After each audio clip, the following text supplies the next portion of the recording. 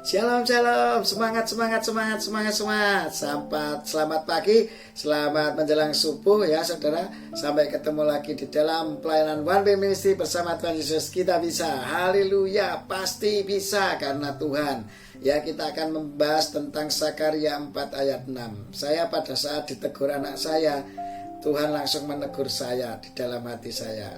Sampaikan firman ini supaya orang mengerti tentang kuasa Tuhan yang bekerja, bukan karena hasil usahamu. Ya itulah hikmat dunia, itu sering begitu saudara.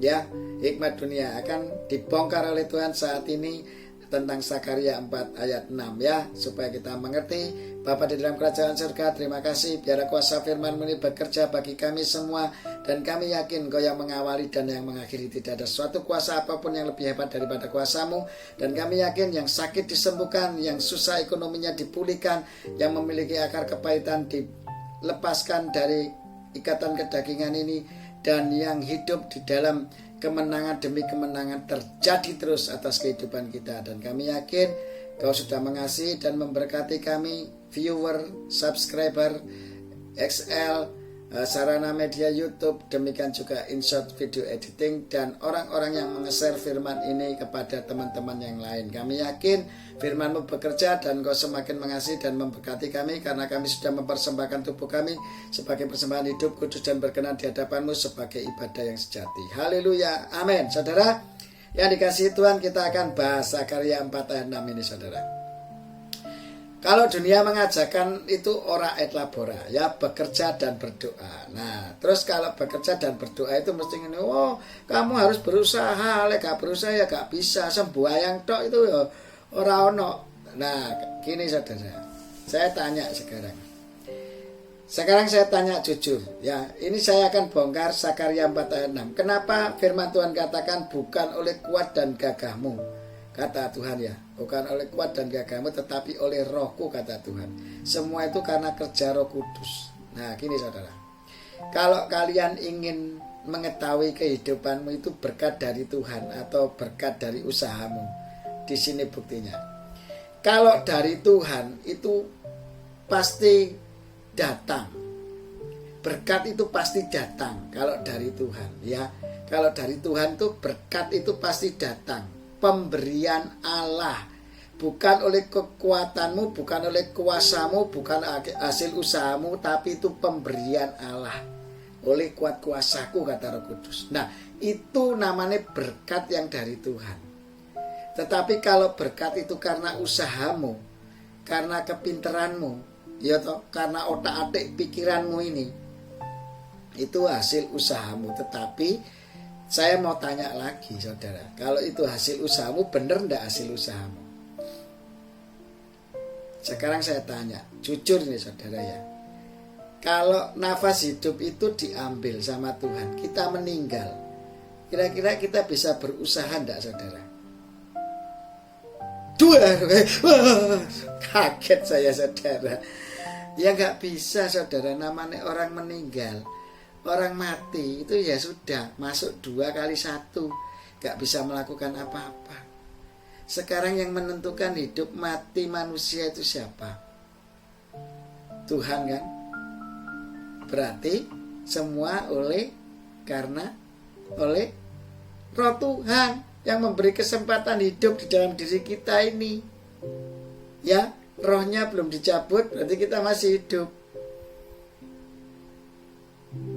Nah, rohnya itu saudara dihembusi nafas hidup baru manusia hidup. Betul kan?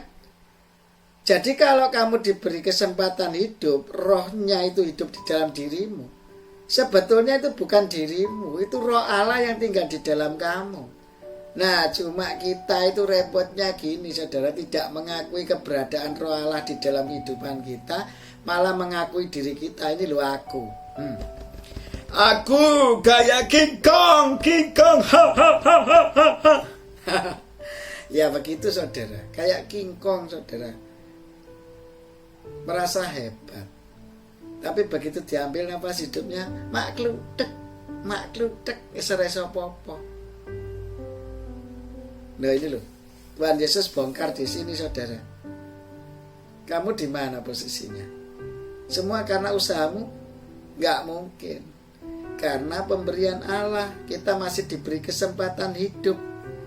Pikiran normal, orang sehat ya, ada orang gila. Kita masih diberi kesempatan pikiran sehat sama Tuhan. Kita mau nyombongkan diri kita. Wah, aku pinter loh, aku sugih loh, aku berkuasa loh, aku berhak memerintah loh. Apa sih nggak gelem duit tak bayar, duit harus tak perintah mau.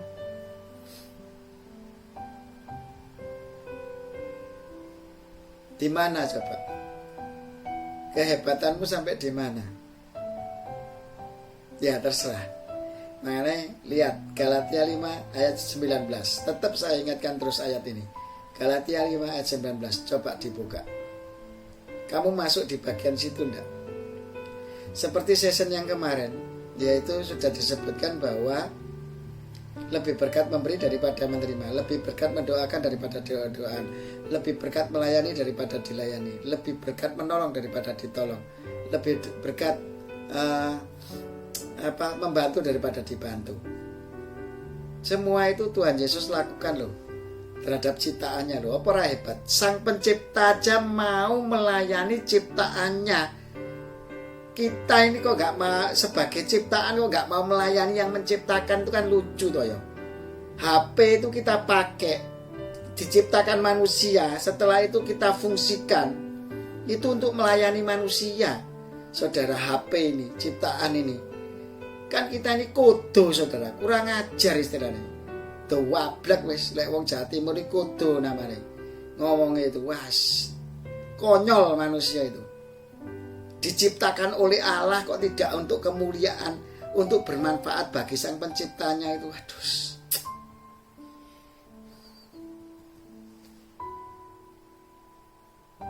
Pikirannya sampai di mana itu saudara? Kita belum sadar-sadar sampai di situ ya. Wis ben firmane Tuhan ini pewedes keweras ya ben. Wis kapok-kapok lombok saudara, serapopo wis. Pokoke tak cemesi terus kayak pedes-pedes kayak kapok lombok ora apa-apa wis. Supaya kita ini semakin mengerti gitu loh. Hidup itu jangan sombong. Kadang manusia itu terlalu merasa hebat, pinternya iso nasihati orang lain. Kayak ahli-ahli Taurat itu iso ngomong tok gak iso nglakoni.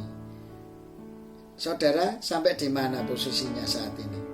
Iso ngomongi tok gak iso nglakoni, jarkoni katanya orang Jawa Tengah bilang gitu. Iso ujar ora iso nglakoni gitu. Gajah diplangkoni.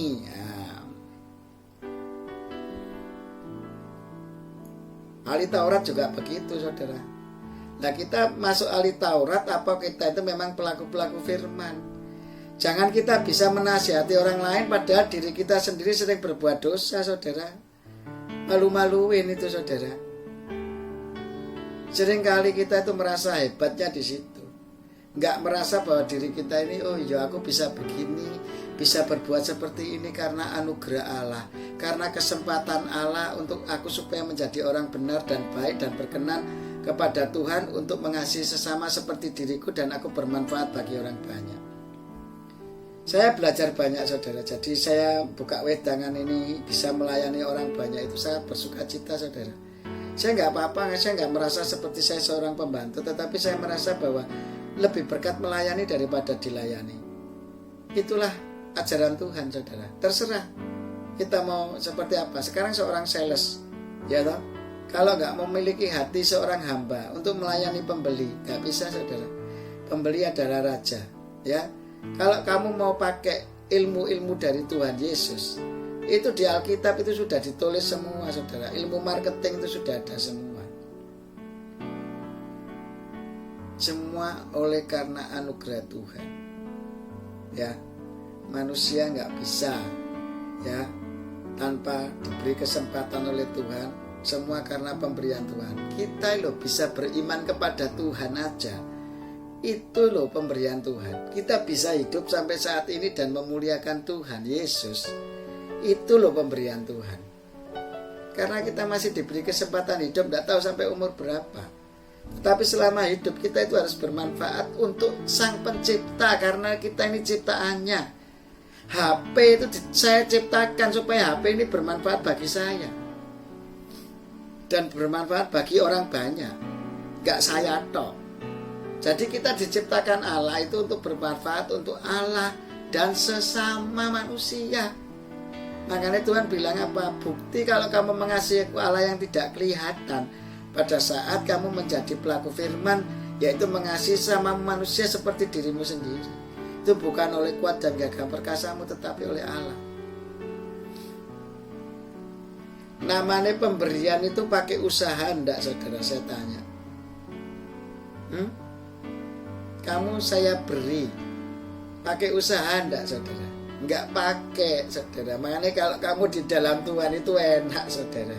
Pasti diberi sama Tuhan. Itu loh namanya pemberian Allah. Itu namanya anugerah. Ya, namanya kesempatan yang Allah berikan ke kita. Kalau kita merasa bahwa kita harus usaha, kita harus begini, berarti kita tidak pernah merasa bahwa Tuhan yang menolong kita, Tuhan yang menuntun kita, Tuhan yang memberi hidup kepada kita. Kudu, saudara, ngelamak istilahnya orang Jawa Timur, ngatasi ciptaannya. Yaitu kayak tukang salib yang mecuti Tuhan Yesus itu. Kudu, saudara, ciptaannya loh mecuti sang pencipta, ora idian, saudara, ora kar-karuan kaya ngono kuwi. Salah kaprah semuanya, saudara. Kita tuh ya seperti itu. Orang percaya Tuhan Yesus senengannya jadi ahli Taurat, senengannya jadi antikris. Masih gak mau jadi pelaku firman, meremehkan Tuhan, gak beriman. Fokusnya hanya ke hal-hal duniawi, yaitu harta duniawi, mamon, kepinteran ini pemberian Allah aja gak diakui. Woi, gara-gara saya gak bisa seperti itu. Coba kamu, nafas hidup dicabut, isorak mikir, isorak ngasih inspirasi kepada orang lain. Nggak bisa, saudara. Semua itu karena roh Tuhan, karena roh kudus yang tinggal di dalam hidupmu, mempengaruhi hatimu dan pikiranmu. Makanya kalau kita sebagai anggota tubuh Kristus mau bersatu, saling memaafkan, saling mendoakan, saling melengkapi karunia-Nya masing-masing. Ya toh? Kepala Kristus dipasang di dalam tubuh kita, mak blek gini, saudara. Apa? Kita sebagai anggota tubuh kira-kira iso mikir ora? Iso mandang ora? Iso dengar, iso berkata-kata? Enggak bisa. Kita hanya sebagai anggota tubuh Kristus. Kita hanya bisa menjalankan apa yang Kristus katakan, apa yang Kristus lihat, apa yang Kristus dengar, apa yang Kristus pikirkan, itu yang tubuh lakukan. Wes, paham, saudara? Semua karena anugerah Tuhan, semua karena bukan kuat dan gagahmu, tetapi oleh Rohku, kata Tuhan. Wes paham ndak, saudara? Sik sombong ayo terus, ayo ngomong itu hasil usaha. Berdoa ayo, bekerja, harus berusaha.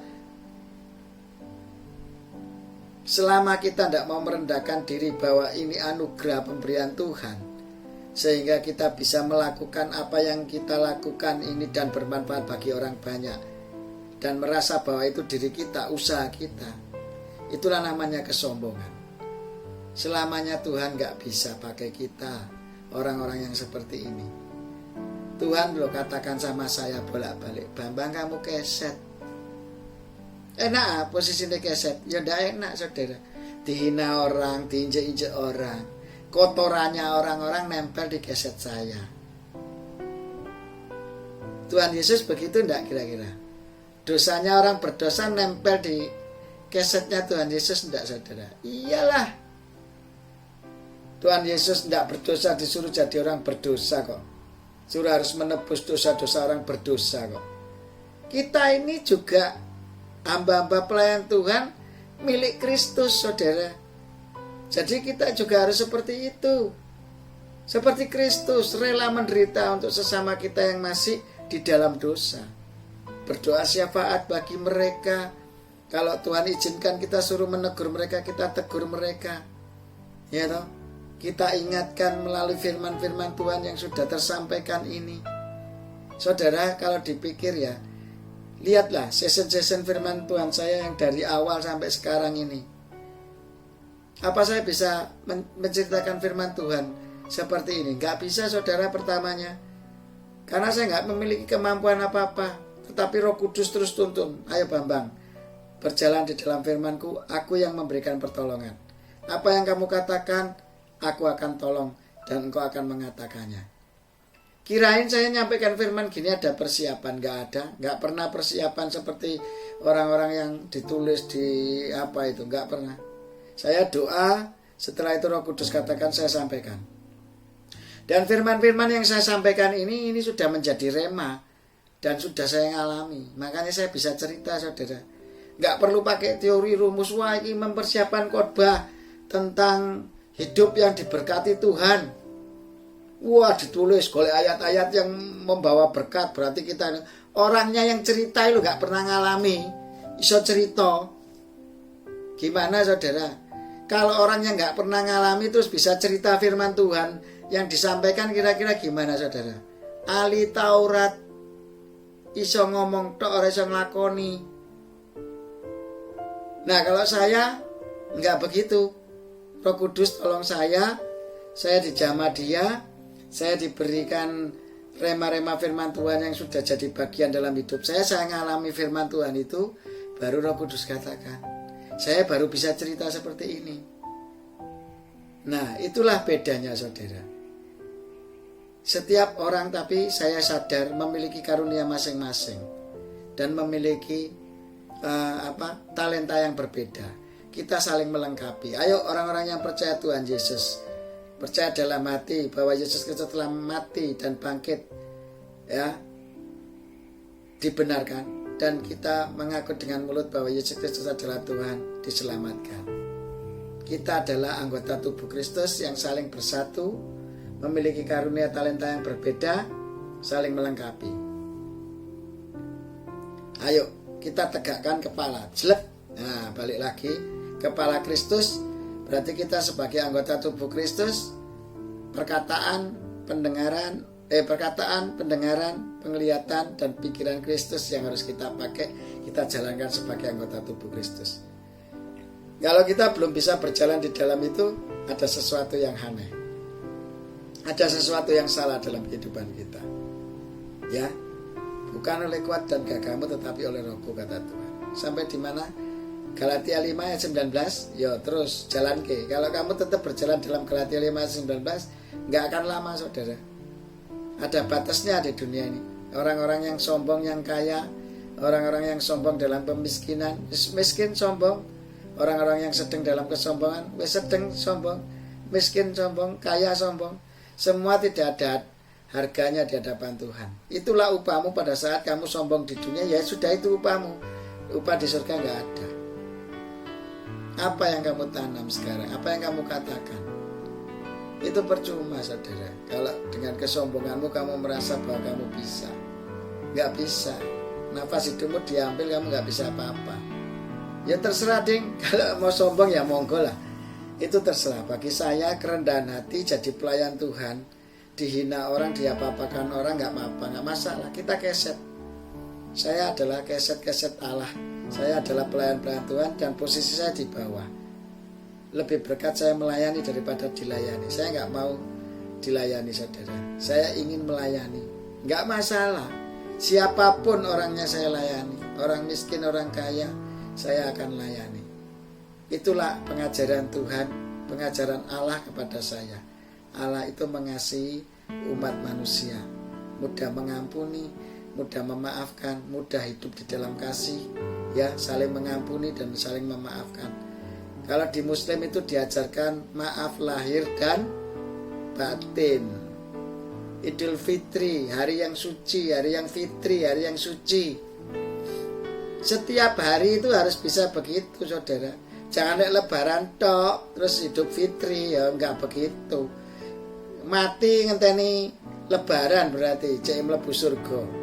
Ya enggak saudara, kita ya istilahnya tiap hari itu harus hidup berkenan di hadapan Allah, di hadapan Tuhan. Kita harus setiap hari hidup suci, ya, menjalankan firman Tuhan setiap hari, supaya pada saat kita dipanggil kapanpun kita sudah siap.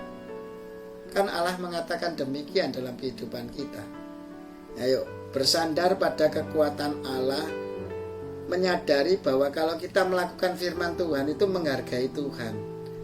Kan firman Tuhan itu adalah surat isi hati Tuhan yang harus kita jalankan, ya. Kalau kita menjalankan perintah-perintah Allah, perintah-perintah Tuhan, berarti kita itu berjalan dalam kehendak Allah. Berarti kita pasti selamatnya. Itu loh saudara. Ayo orang-orang yang percaya di dalam nama Tuhan Yesus Kristus, percaya dalam hati bahwa Yesus Kristus telah mati dan dibangkitkan, akan dibenarkan, dan mengaku dengan mulut bahwa Yesus Kristus adalah Tuhan, akan diselamatkan. Tidak ada satu kuasa apapun yang sanggup melawan kuasa ilahi, ya. Jadi kalau kita melihat saudara-saudara kita di luar sana yang masih banyak melanggar firman Tuhan, hidup hanya untuk kepentingan fokus daging, tidak untuk kemuliaan Allah, tidak untuk kemuliaan Tuhan, tidak untuk kemuliaan Tuhan Yesus. Kayak kemarin, season yang kemarin tuh sudah dibahas bahwa mengaku bahwa Yesus Kristus Tuhan, orang yang bisa mengaku bahwa Yesus Kristus Tuhan di Filipi 2 ayat 11, ya, itu hidupnya hanya bagi kemuliaan Allah. Dah, itu aja. Sampai ketemu pada season berikutnya. Jadi bukan oleh kuat kuasamu tetapi oleh Rohku, kata Tuhan. Bapa di dalam kerajaan surga, dikuduskan namamu, datanglah kerajaanmu, jadilah kehendakmu di bumi seperti di surga. Cukupkanlah makanan kami sepanjang hari ini sesuai dengan kemuliaan kecukupan yang daripada Allah Bapa. Ampuni kesalahan kami seperti kami mengampuni orang yang bersalah kepada kami. Jangan masukkan kami ke dalam pencobaan, tetapi bebaskan kami dari yang jahat, karena Engkau yang punya kerajaan, kuasa, kemuliaan sampai selama-lamanya. Amin, amin, amin. Luar biasa. Di dalam nama Yesus kami mengucap syukur dan kami terima berkat-Mu ini dengan penuh sukacita, bersyukur dan teguh berdoa dalam tuntunan Roh Kudus untuk kemuliaan Allah Bapa di dalam nama Yesus dalam tuntunan Roh Kudus. Haleluya, amin. Shalom saudara, sampai ketemu dalam One Way Ministry bersama Tuhan Yesus kita bisa. Haleluya, amin.